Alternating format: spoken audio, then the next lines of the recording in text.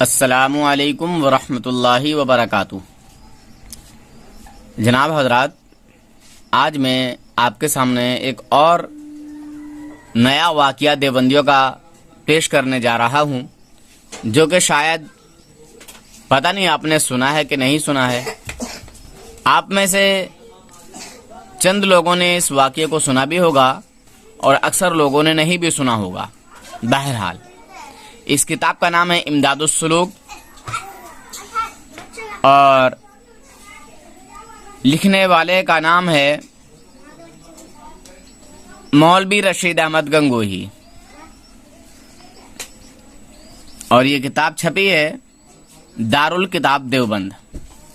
خیر، یہ کتاب ہے امداد السلوک، ٹھیک ہے۔ اب لیجئے، میں دیوبندیوں کے گھر کا عجیب و غریب قصہ آپ کو سنانے جا رہا ہوں۔ صفحہ نمبر 27 ہے، حکایت نمبر 2 آپ کو بتا رہا ہوں۔ فرمایا کہ حضرت حافظ صاحب نے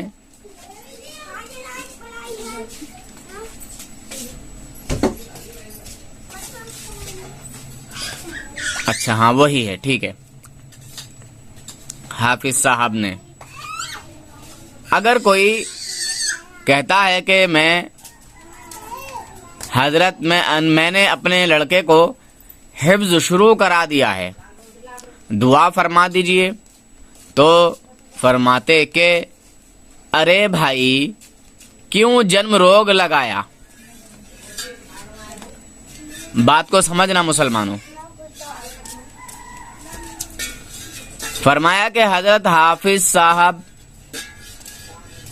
سمجھے؟ اب یہ حافظ صاحب کون ہیں، کیا ہیں؟ یہ دیوبندیوں کے بزرگ ہیں، تو یہ دیوبندی اپنے بزرگوں کی شان و عظمت بیان کر رہے ہیں، ٹھیک ہے۔ تو یہ پتہ نہیں یہ حافظ ضامن علی جلال آبادی ہے یا کوئی اور ہے، خیر یہ تو یہی جانیں گے، مگر لکھا ہے مولوی رشید احمد گنگوہی نے، لعنت اللہ علیہ سے۔ میں روک رہا تھا اس کو مگر کہنا پڑا۔ بہرحال اگر کوئی کہتا کہ حضرت میں نے اپنے لڑکے کو حفظ شروع کرا دیا ہے، دعا فرما دیجئے، تو فرماتے کہ ارے بھائی کیوں جنم روگ لگایا۔ یہ تنبیہ ہے، یہ تنبیہ ہے، یعنی سختی ہے، تنبیہ یعنی سختی اس پر کہ عمر بھر اس کی حفاظت واجب ہوگی۔ اگر اس کی امید نہ ہو تو ناظرہ ہی پڑھا دو۔ یہ یار کتنے بیوقوف ہیں، کتنے بیوقوف ہیں۔ ارے ہمت دیتا، داد دیتا، ماشاء اللہ، سبحان اللہ، یار بہت اچھا کام کیا آپ نے، حافظ بناؤ، حافظ کے بعد عالم بھی بناؤ۔ ارے خود عالم بن کے بیٹھ گیا جاہل، اور دوسرے کو جو حفظ کرنے سے بھی روک رہا ہے، بیوقوف۔ شاید تو خود بھی حافظ نہیں ہوگا، مولوی رشید احمد گنگوہی اور اس کے جو حافظ صاحب ہیں، سمجھے؟ یہ جو حافظ صاحب ہیں شاید یہ دھوکے سے بن گئے ہوں گے۔ بہرحال آگے کی بات بتاتا ہوں۔ کہتے ہیں کہ یہ تنبیہ ہے، تنبیہ یعنی سختی ہے اس پر کہ عمر بھر اس کی حفاظت واجب ہوگی۔ اگر اس کی امید نہ ہو تو ناظرہ ہی پڑھا دو، اور حفظ سے روکنا نہیں ہے، سمجھے؟ حفظ سے روکنا نہیں ہے، مگر پیرائے ظرافت کا ہے، ٹھیک ہے۔ با اعتبار مذاق، معاذ اللہ، کیا ایسا بھی مذاق ہوتا ہے کیا؟ ایسا مذاق ہوتا ہے کیا؟ مخاطب کے کہیں آخر میں وہ اس کو مصیبت نہ سمجھنے لگیں، معاذ اللہ۔ ارے کوئی حافظ ہوتا تو خوش ہوتا کہ مصیبت سمجھتا ہے۔ یہ جاہل کس طرح کے وسوسے دماغوں میں پیدا کرتے ہیں۔ یہ انگریزی غلام تھے نا، انگریزوں کی سازش رہی ہے کہ مسلمان اپنے جو ہے راستے سے ہٹ جائیں، مسلمان راہ راست سے ہٹ جائیں۔ تو یہ انگریزوں کا غلام، انگریزوں کا پٹھو لوگوں کو حافظ بننے سے بھی روک رہا ہے، منع کر رہا ہے، حفظ نہ کرنے کی ترغیب دے رہا ہے۔ بتائیے، وسوسے پیدا کر رہا ہے، وسوسے ڈال رہا ہے۔ خیر آئیے نیچے کی بات سنیں۔ حکایت نمبر 3، فرمایا کہ ایک صاحب کشف حضرت حافظ صاحب لعنت اللہ علیہ کے مزار پر فاتحہ پڑھنے گئے۔ بعد وفات کہنے لگے کہ بھائی یہ کون بزرگ ہیں، بڑے دل لگی باز ہیں۔ جب میں فاتحہ پڑھنے لگا تو مجھ سے فرمانے لگے کہ جاؤ فاتحہ کسی مردہ پر پڑھو، یہاں زندوں پر فاتحہ پڑھنے آئے ہو، یہ کیا بات ہے؟ تب لوگوں نے بتلایا کہ یہ شہید ہیں۔ بتائیے مسلمانوں، یہ دیو کے بندر رسول پاک صلی اللہ علیہ وسلم کو حیات نہیں مانتے، زندہ نہیں مانتے، اور کچھ مانتے ہیں تو ان میں کمیاں نکالتے ہیں۔ ان میں ایک حیاتی ہے اور دوسرا مماتی ہے۔ تو جو حیاتی ہے وہ تو کہتا ہے ہاں حضور حیات ہیں، جو دوسرا مماتی ہے وہ کہتے ہیں معاذ اللہ حضور زندہ نہیں، لعنت اللہ علی الکاذبین۔ اور دونوں کے دونوں دیوبندی ہیں۔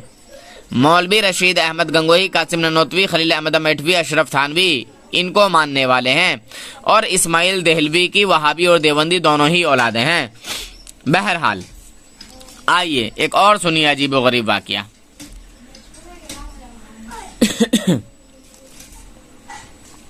حکایت نمبر 5، فرمایا کہ ایک نوجوان حضرت حافظ ضامن صاحب لعنت اللہ علیہ کی خدمت میں آنے لگا تھا۔ اب یہ ضامن جلال آبادی ہے یا کون ہے کیا ہے؟ ضامن جلال آبادی تو وہی جاتا تھا نا، وہی سہارنپور کے کوٹھے پر، وہ رنڈیا مرید تھے نا اس کی، جو معاذ اللہ اس نے کہا تھا کہ کرنے والا کون معاذ اللہ، کرانے والا کون، وہ تو وہی ہے معاذ اللہ، لعنت اللہ علی الکاذبین۔ تو دیکھ لیجئے، یہ میں ثبوت آپ کے سامنے پیش کر رہا ہوں، کتاب دکھا چکا ہوں، یہ بھی دیکھ لیجئے۔ فرمایا کہ ایک نوجوان حضرت حافظ ضامن صاحب لعنت اللہ علیہ کی خدمت میں آنے لگا تھا۔